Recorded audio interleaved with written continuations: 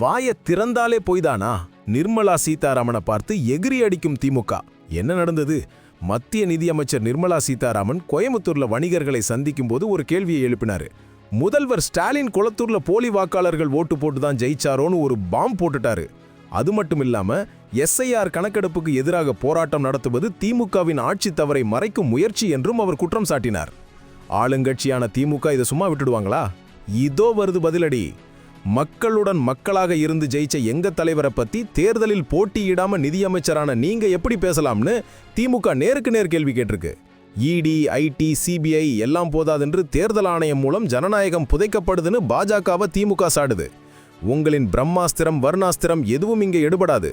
தமிழ் மண்ணில் பாஜகவின் ஆதிக்கத்தை தடுக்க நாங்க காவல் சிப்பாயா இருக்கோம்னு ஆவேசமா சொல்லியிருக்காங்க. ஒரு பக்கம் அமைச்சர் கேள்வி, இன்னொரு பக்கம் ஆளுங்கட்சி பதிலடி.